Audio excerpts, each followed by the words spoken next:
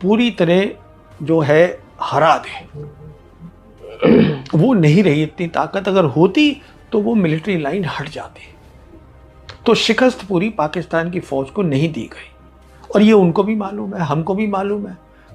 Hello guys, मैं हूं तस्कीर और हम देखेंगे इस वीडियो के अंदर प्रवीण सोने का एनालिसिस देखेंगे। जो अभी हमारे आर्मी चीफ का एक और बयान आया है अभी कुछ दिन पहले, तो उसके ऊपर कुछ एनालिसिस हैं वॉर को लेके और बहुत सारी चीज़ों को लेके। लेटेस्ट जो हुआ है उसके ऊपर एनालिसिस पेश कर रहे हैं ये प्रवीण सोने। तो देखते हैं क्या कह रहे हैं, स्टार्ट करते हैं वीडियो को, लेट्स गो। नमस्कार, आज मैं बात करूंगा एक बहुत खतरनाक बयान की पाकिस्तान के लिए जो इंडियन आर्मी चीफ ने दिया है। 3 अक्टूबर को Indian army chief forward area में ट्रूप से बातचीत कर रहे थे। टेलीविजन टीम्स वहां पे थी, तब उन्होंने ये बयान दिया। तो जो बोला वो पूरी दुनिया ने सुना। आर्मी चीफ ने ये बोला, अगर पाकिस्तान अपनी स्टेट स्पॉन्सर्ड टेररिज्म या प्रॉक्सी वॉर को बंद नहीं करेगा तो अगली बार हिंदुस्तान की फौज संयम का इस्तेमाल नहीं करेगी, जो कि उसने सिंदूर 1.0 में किया, और पाकिस्तान को अपना इतिहास और भूगोल के बारे में सोचना पड़ जाएगा। बहुत बड़ी बात कह दी। बड़ी बात इसलिए है क्योंकि जब इंडियन आर्मी चीफ ऐसी कोई बात बोल देता है या कोई भी बात बोल देता है, ये मान के चला जाता है कि उनको अपनी सैन्य शक्ति, दुश्मन की सैन्य शक्ति, सब कुछ उनको समझ में आती है, तो उनकी बात को बहुत ध्यान से और अहमियत दी जाती है। तो उन्होंने ये बात बोल दी। तो मैं सोच में पड़ गया कि क्या कभी किसी आर्मी चीफ ने इस तरीके की बयान दिया है। तो मैं सोच रहा था, पहली बार मैंने आर्मी चीफ को देखा था आमने सामने, वो था 1978 में। आर्मी चीफ थे जनरल ओपी मल्होत्रा, टांगा वैली, जो कि अरुणाचल प्रदेश में है। तो वहाँ पर वो आए थे हमारी डिवीज़न में। आर्मी चीफ ने बातचीत करी ट्रूप्स के साथ, उसके बाद ऑफिसर्स से बात करी। तो वो होता क्या है, जब आर्मी चीफ आते हैं तो 2 बातें होती हैं। एक तो हौसला अफजाई होती है और दूसरा ये होता है कि आपके पास क्या कमी पेशी है, कैसे आप लड़ाई को और बेहतर करें, ट्रेनिंग अपनी बेहतर करें, ये बातें होती हैं। कोई टेलीविज़न कैमरा नहीं होते। और उसके बाद मैंने बहुत सारे आर्मी चीफ सुने, देखे, मिला हूँ। कभी किसी ने इस तरीके का खुलकर टेलीविज़न पे ऐसा कोई बयान दिया नहीं। तो इसलिए ज़रूरी बन जाता है कि चलिए जो आर्मी चीफ ने कहा है इसके बारे में सोचते हैं। क्या कहा है इन्होंने अल्टीमेटम दिया है कि आप प्रॉक्सी वॉर बंद करिए पाकिस्तान को। ये शुरू कब हुई? ये शुरू हुई 1990 में, जब मसला हुआ जम्मू कश्मीर में, वहाँ पे डिस्टर्बेंस हुई। उसके बाद उस समय आर्मी चीफ थे जनरल रॉड्रिक्स। उन्होंने बहुत सारी फौज को हिंदुस्तान की जम्मू कश्मीर में डाल दिया और पाकिस्तान की जो फौज थी वहाँ से रिएक्शन हुआ। अब यहाँ पे 2 बातें बोलना चाहूँगा पहले आगे चलने से।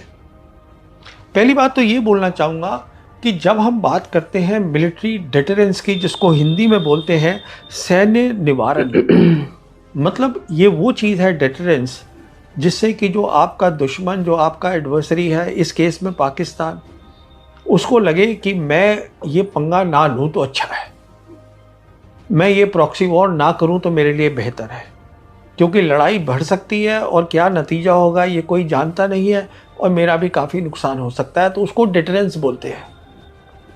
और डिटरेंस जो है वो 2 चीज़ों से बनता है।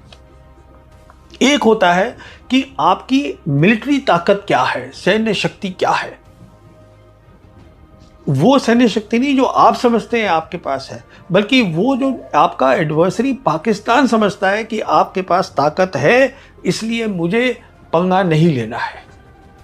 एक तो ये होती है। दूसरी होती है कि पाकिस्तान को लगना चाहिए कि आप में लड़ाई करने का जज्बा है, जिसे हम बोलते हैं विल टू फाइट।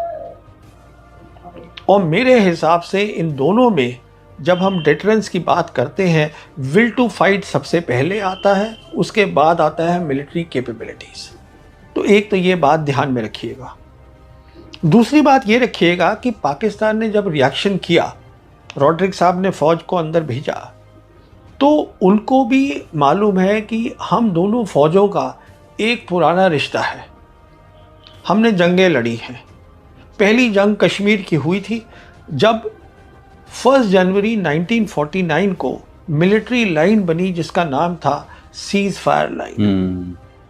उसके बाद 65 की जंग लड़ी गई, 71 की जंग लड़ी गई।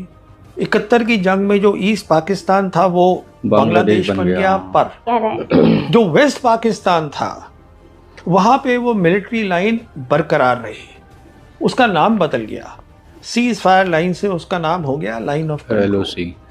कहने का मतलब ये है किसी भी जंग में हिंदुस्तान की फौज के पास इतनी ताकत नहीं रही कि वो पाकिस्तान की फौज को पूरी तरह जो है हरा दे। वो नहीं रही इतनी ताकत, अगर होती तो वो मिलिट्री लाइन हट जाती। तो शिकस्त पूरी पाकिस्तान की फौज को नहीं दी गई, और ये उनको भी मालूम है, हमको भी मालूम है। तो दिक्कत क्या हुई, क्या बात हुई 1990 में कि पाकिस्तान की फौज जो है वो अमेरिका गई, उनसे बात करी उनसे, और उनको बोला कि देखिए साहब, इन्होंने फौज अंदर डाल दी है और ये अटैक करेंगे पाकिस्तान को। तो उस समय की सोच ये थी पाकिस्तान की फौज की कि हिंदुस्तान की फौज में लड़ाई करने का जज्बा है, will to fight is there. बहुत बड़ी बात है। और हमने देखा भी कि 1990s में हमने उसका नमूना दिया विल टू फाइट का, और उन्होंने भी नमूना दिया विल टू फाइट का। ये कुछ एनालिसिस थे प्रवीण सोने के, कुछ पुरानी हिस्ट्री को उठाकर इन्होंने कुछ कॉन्सेप्ट्स रखे हैं जो क्लियर किए हैं।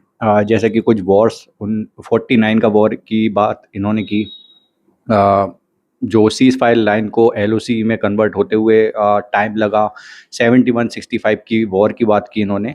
तो ये एनालिसिस बेसिकली इस चीज़ पर थे कि आप बयान देते हो उस पर डिपेंड करती है पूरी, मतलब हम एडमायर करते हैं, पूरे देश की जो जनता है वो अपनी आर्मी पर आर्मी को एडमायर करती है, मतलब उनको बहुत ऊंचे दर्जे पर रखते हैं हम लोग, क्योंकि वो हमारी सेफ्टी के लिए खड़े हुए हैं, जंगें लड़ रहे हैं, उनके पास ऐसे इक्विपमेंट्स होने चाहिए या फिर वो ताकत होनी चाहिए कि हम किसी भी कंट्री को या दुश्मन कंट्री को टक्कर या फिर उससे एक लेवल ऊपर हम उसको मतलब मज़ा चखा सकें, ऐसा कुछ होना चाहिए।